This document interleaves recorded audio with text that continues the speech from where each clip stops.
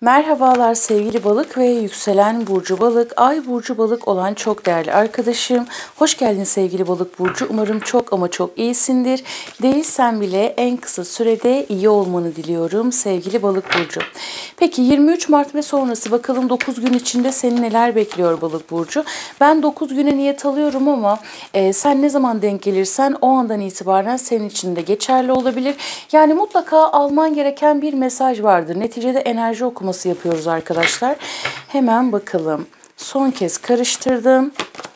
Güzel balık arkadaşıma ne gelecek diyelim. İlk kartımızı aldık arkadaşlar. Kılıç ası.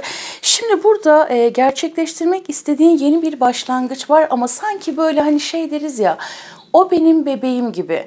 Böyle toy başladığın hani bir şeyin büyümesiyle ilgili çok güzel bir etki var. Hani bir kıvılcım, işte ekmiş olduğum bir tohumun yeşermesi gibi.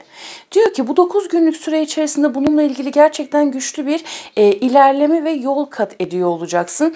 Bakalım yani kartların hepsini açalım da bu şekilde yorumlayalım arkadaşlar. Bu çok güzel. Kılıç altılısı, aptal kartı ve büyücü. Burada gerçekten hayatında yeni ve çok güçlü bir başlangıç var balık burcu. Tabii ki bu genel bir enerji okuması olduğu için herkes kendi durumuna göre alsın arkadaşlar. Bu bazılarınızda farkındalık olarak da çalışabilir. Hem aşk hayatınla ilgili hem de kariyer hayatınla ilgili. Enerjinin yükselebileceği, potansiyelinin artabileceği, kendini çok daha zinde ve dinç hissedebileceğin bir etki altına doğru geçiş yapıyorsun. Hemen şöyle bir bakalım. Ama dediğim gibi kartların tamamını açacağız ve bu şekilde toparlama yapacağız arkadaşlar. Ateş gruplarından gelecek olan destek var. Daha çok aslan ve yay etkili kişilerden gelecek olan destekler var. Tılsım onlusu, kupa ası, kule kartı, kılıç yedilisi, gelmeseydi iyiydi asa yedilisi. Bakalım. Son bir kart daha alalım buraya. Asa sekizlisi.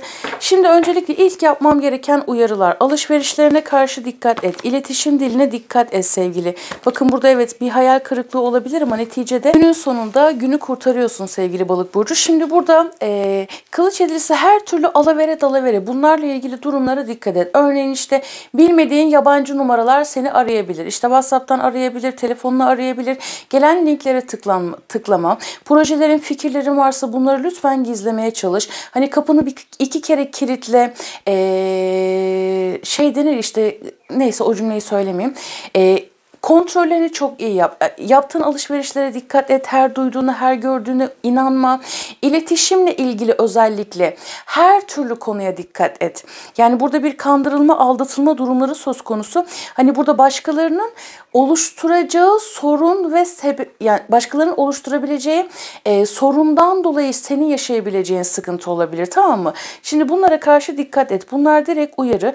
Burada gerçekten sıkı sıkıya verdiğim bir mücadele var zaten. Bu benim hakkım, bu benim, ben buna emek verdim, çaba sarf ettim, bunu ben sonuna kadar alacağım dediğim bir konuyla ilgili mantık çalıştırıyorsun ve burada artık bir eş zamanlılık gelecek hayatına. Hız gelecek, hareket gelecek, bereket gelecek. Evet, burada hayal kırıklığı var. Özellikle geçtiğimiz dörtlü vadelerdir sevgili balık burcu ve beşli vadeler öncesinde arkadaşlar gün hafta olarak alın ve yedili vadeleri verdi. Burada hani nasıl bir şey biliyor musun? Başlatmış olduğun bir şey tam olarak istediğin gibi gitmemiş olabilir. Yeteneklerini kullanmak, potansiyelini kullanmak, eğitim hayatınla ilgili, hayatının geneliyle ilgili. Başlatmak istediğin şeylerin bir türlü istediğin gibi gitmemesi söz konusu. Ama bunlar bir düzelecek. Şimdi oraya bir bağlayacağım diye. Şurası o kadar çok benim dikkatimi dağıttı ki. Kılıç yedilisini zaten hiç sevmiyorum arkadaşlar. Hani burada birileri alavere dalavere çevirmek isteyebilir ve bir şeyleri senin üzerine yıkmak isteyebilir. Tamam mı? Bu enerjilere karşı dikkat et ama neticede ben seni güçlü görüyorum. Bir de şu var. Hani burada çok küçük saçma sapan şeylerle uğraşmak yerine uğraşmaktan dolayı asıl fırsatları göremeyebilirsin sevgili balık burcu. Buna karşı dikkat et. Sağlıkla ilgili böyle birazcık kendinizi yorgun, halsiz, bitkin hissedebilirsin. Çok çalışmaktan dolayı bedenin, vücudun, ruhun, kalbin, aklın gerçekten çok yorulmuş olabilir. Birazcık dinlenmek senin için çok sağlıklı olacaktır. Bir de burada arkadaşlar bir kısmınız için enfeksiyonlar olabilir. Safra kesesiyle ilgili sorunlar, baş bölgesiyle ilgili ufak rahatsızlıklar olabilir. Ama bunlar da hani bir değişecek diyebilirim. Belki çok küçük bir soğuk algınlığı da olabilir açıkçası. Şimdi burada pek çoğunuzda iş değiştirme, yer değiştirme, şube değişimi olabilir aynı zamanda. Makam, mevki, konum değişimi var. Buradaki enerjiler gayet güzel aktı aslında. Yani istesen iş bulabilirsin. Burada bir yükselmek var. Ama şu çok şey oldu. Yani nasıl bir şey biliyor musun? Bir şeyler sana tam olarak yetmiyor. Çalışıyorum, çabalıyorum, emek veriyorum ama emeğimin karşılığını bir türlü alamıyorum dediğim bir şey var. Yani burada yeni bir şey başlatmışsın, yeni bir iş başlatmışsın ya da hali hazırda başlatmış olduğun, yapmış olduğun bir işte yeni bir yöntem, yeni bir taktik, yeni bir yol geliştirmiş olabilirsin. Fakat bir türlü tam olarak istediğin verimi alamıyorsun. Yani diyorsun ki ne yaparsam yapayım karşılığını hep az alıyorum. Az alıyorum. Yani iş yüküm arttı, sorumluluğum arttı, zorluklar arttı. Zaten burada zorluklarla kazanılmış bir zafer var. Hali hazırda kazanabileceğin de bir zafer var. Konumunu korumak, mevkiini korumak, makamını korumak. Balık burcu. Ama çok çalışıyorsun. Yani bu sende birazcık yorgunluğa sebep verebilir. Bir de burada her türlü alavere dalavere dikkat et. Ateş grubu, hava grubu kişilerine. Yani burada hani küçüktür mide bulandırır diyoruz ya, orada küçük hayvancağızın ismini söylemeyeceğim arkadaşlar. Gerçekten böyle saçma sapan şeylerden dolayı asıl fırsatı kaçırabilirsin. Ama neticede bir uyanmak var. Burada diyor ki bak, aklını kullanmak, mantığını kullanmak, dengeli hareket etmek, kararlı ve tutarlı olmak, disiplinli olmak sana asıl kazandıracak. Yani burada pek çoğunuz için tanınmak, ünlenmek, yükselmek, açığa çıkmak, ortaya çıkmak, emek verdiğin, çalıştığın, ürettiğin ne varsa zaten yıldızla kapattıysak hani bunun üzerine konuşmaya gerek yok arkadaşlar. Senin alanına akan enerjiler çok güzel açıkçası. Ama ben burada şunu da gördüm. Birazcık böyle hani uğradığın haksızlıklar ya da hani bir türlü emeğimin karşılığını alamıyorum deme noktasında birazcık pintilik enerjisine de giriş yapabilirsin açıkçası, ama neticede burada hayatının kontrolü senin elinde olacak. Yani kendi imparatorluğunu kurabilirsin sevgili balık burcu. Yani burada neye emek veriyorsun, ne yapıyorsun bilmiyorum ama akış seni o kadar çok destekliyor ki sadece burada yani fikrin çalınabilir ya da sen tabii yani hani sen yani herkes bir değil. Herkes bir değil derken hepimiz insanız sonuçta, hata yapabiliriz. Hani bir anda yükseleceğim ya da bir anda bir şeyleri toparlayacağım derken sen de istemeden de olsa yanlış yapabilirsin. Yani şu etkiye dikkat et, tamam mı? Ama burada ne olursa olsun sıkı bir mücadele. Eğer hani bak geçtiğimiz 7'li vadelerde haksızlığa uğradıysan, iftiraya uğradıysan, ya bunu yapıyorlar arkadaşlar. Durum kısmında da YouTube'da durum kısmı var ya, o şeyde topluluklar kısmı. Orada çok güzel bir hikaye paylaştım ben onu çok severim. Hatta kovalarda da onun örneğini vermiştim. Buna benzer bir durumla karşılaşabilirsin. Çünkü burada bir hak arayışı var. Benim aileme bulaşamazsın. Benim işime bulaşamazsın. Benim alanıma giremezsin. Bana terbiyesizlik, saygısızlık yapamazsın. Burada hakkını araman gereken bir durum söz konusu. Ama sen o kadar mantıklı, o kadar kendinden eminsin, o kadar zeka çalıştırıyorsun ki. Şimdi hava gruplarına, ateş gruplarına dikkat et dedim ama hayatında bir tane yay yok. Bir tane terazi yok. Bunları etki amaçlı söylüyorum. Yani burada küstüm, oynamıyorum noktasına düşme.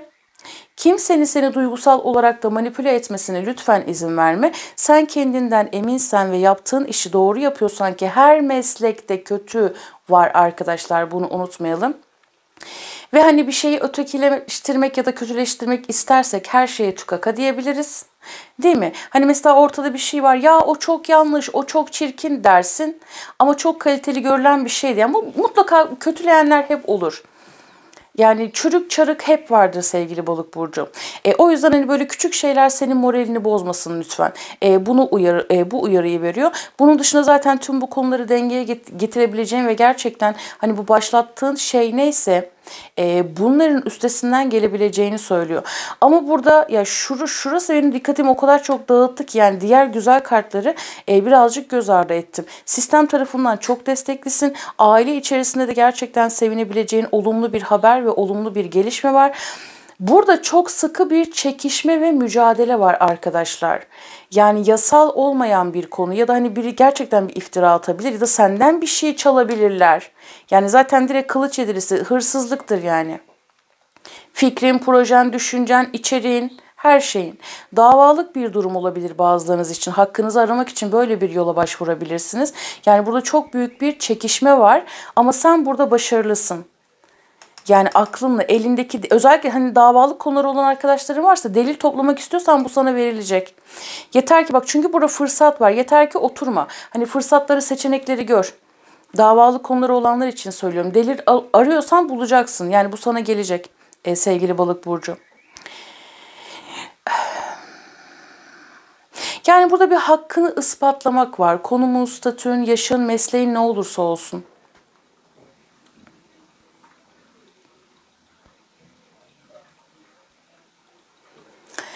Ve karşındaki kişiler de sana maddi olarak, manevi olarak zorluk çıkartmak isteyebilir. Ama dediğim gibi yani senin akışın çok güzel ya.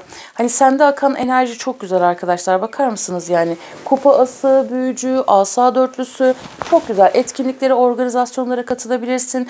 Davetlere katılabilirsin. Çok küçük bir tatil yapabilirsin ya da bunun planıyla ilgili bir şeyler oluşturabilirsin. Zaten hani büyücüyü ben çok severim. Yani burada hayatının tüm süreciyle ilgili, aşk hayatın, kariyer hayatın, hayatının geneliyle ilgili başlatmak istediğin, en sonunda sana zaten çok güzel bir kart çektireceğim.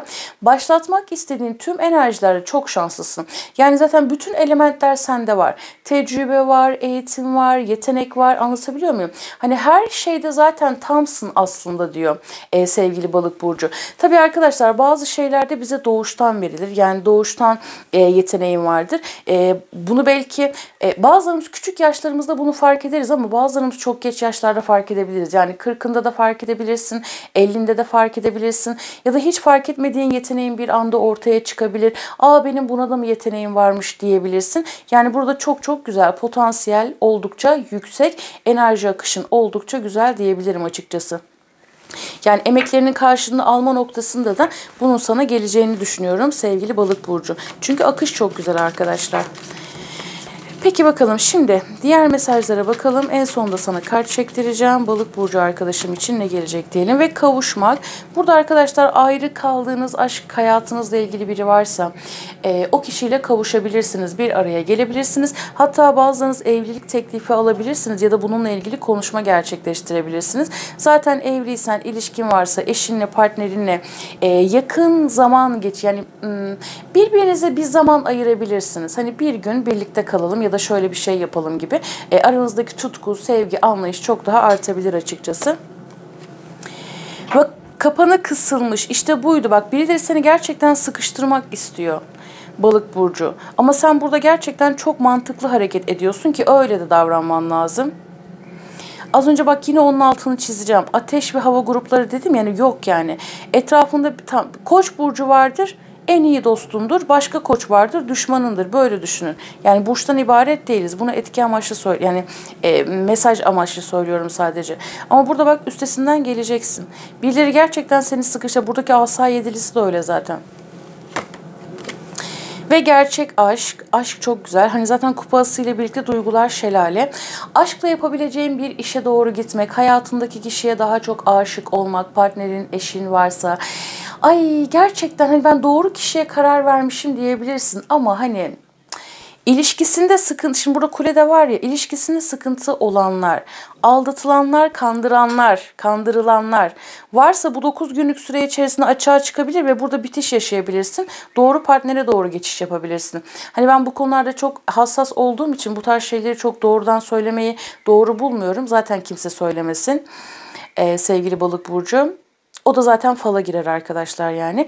Akış bu şekilde. Hani yalnızsan, partnerin yoksa da burada gerçek aşkı hissedebileceğin ya da işine karşı aşık olabileceğin, o sevgi enerjisinin hayatına tezahür edeceği bir etkiden bahsetti. Neticede kontrolü ele almak, hani burada pürüzler, eksikler, gedikler olsa da hayatının kontrolünü eline alabileceğin ve durumları, olayları kontrol edebileceğin bir 9 günlük süreç olacak. Ve reddetme. Şimdi bak, bu reddetme kupa dörtlüsüyle eşdeğer. Fikir geliyor, teklif geliyor, vahiy ise vahiy geliyor sevgili balık burcu. Yardımsa yardım geliyor, mesajsa mesaj geliyor. Ama bunu göremeyebilirsin. Yani şu kupa dörtlüsünü gerçekten böyle sarsmak, hatta şamarlamak istiyorum.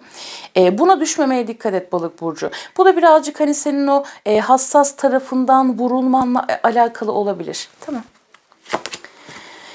Kaderin müdahalesi, zaten burada kadersel olarak çok güzel destek altındasın. Yani bak, yenilik ve tazelenme. Kadersel olarak, sistemsel olarak, ya ne dersen de Rabbim tarafından diyebilirsin sevgili balık burcu. Herkes kalbinin ekmeğini yer, biliyorsun. Geçmişte yaptığın iyiliklerin karşılığı olarak da görebilirsin. Zaten burada çok güzel bir destek altındasın. Hani böyle 9 günlük süre içerisinde birazcık kendini zamanda ayırabilirsin. Dış görünüşünle alakalı bir şeyler yapabilirsin. Belki bazı yenilikler olabilir. Yenilik ve tazelenme geldi ve fedakarlık. Ben seni o kadar çok fedakar gördüm ki hani böyle gerçekten kaplan kesilebilirsin. Hakkımı kimseye vermiyorum, huzurumu kimse bozamaz diye böyle bir cıngar çıkartabilirsin. Yani cıngardı herhalde, inşallah yanlış söylemedim. Çıkartabilirsin ama senin için de fedakarlık yapacak olanlar var. Seni gerçekten sen olduğun için seven insanlar var etrafında. Yani bunu göreceksin sevgili balık burcu. Peki şimdi kart çekelim senin için. Sevgili balık burcu arkadaşımı neler bekliyor diyelim. Şimdi odaklan ve kartını seç. İlk kartımız arkadaşlar. İkinci kartımız. Ve üçüncü kartımız. Eğer aksi bir durum çıkar, zaten ek kart alacağım. Şimdi odaklan ve kartını seç. İlk kartı seçenler. Şaşıracağım bir gelişme var dedi. Şaşıracağım bir gelişme var. Bu muhtemelen bu durumla ilgili arkadaşlar. İlk kartı seçen arkadaşım için. Zaten bunun üzerine kart alacağız. İkinci kartı seçenler bireysel özgürlük diyor. Zaten burada hayatının kontrolünü ele alma ile ilgili genel yorumda da yapmıştık. Özgürlüğünü ilan edebileceği maddi manevi bir süreç içerisinde olacaksın dedi 9 günlük süre içerisinde. Üçüncü kartı seçenler. Bir haber gelecek. Haber. Konuşman, iletişimin, aklın, zikrin, o mühendis zeka taraf çok daha yoğun çalışabilir ve bu seni gerçekten bir sorundan kurtarabilir. Kova, terazi, ikizler, hava etkili birinden beklediğin bir haber varsa bu da sana gelebilir gibi de yorumlayabiliriz aslında burayı. Şimdi ilk kartı seçen arkadaşlarım. Evet, şaşıracağım bir gelişme. Daha çok para konularıyla ilgili ya da adım attığım bir konuda ben bunu olumlu olarak aldım arkadaşlar. Hani bu kadar büyüyebileceğini düşünmüyordum diyebilirsin. Diğer bir kısım için ise toprak gruplarından ani bir haber alabilirsin açıkçası. İkinci kartı seçenler. Şimdi burada bir üzüntü var ikinci kartı seçenler. Fakat sen bu sorunu zaten hallediyorsun ve burada artık özgürlüğünü ilan ediyorsun balık burcu. Üçüncü kartı seçenler için alalım. Ve hakimiyet sende. Evet, işte burası. Hakimiyet ve kontrol sende, özellikle zekan, iletişim dilin. Bunlar seni bir şeyden kurtaracak ve o kontrolü eline alacaksın sevgili balık burcu. Peki yorum kısmına da şunu yazabiliriz. Yani sen kendi olumlamanı da yazabilirsin açıkçası ama bence şöyle yazalım arkadaşlar. Güzel bir şey olsun. Yaşamıma huzuru, sağlığı, bolluğu, bereketi çekiyorum ve hayatımın kontrolü benim elimde yazabilirsin balık burcu. Kendine çok iyi bak. Zorun kolaylaşsın diyorum. Görüşmek üzere. Hoşça kal.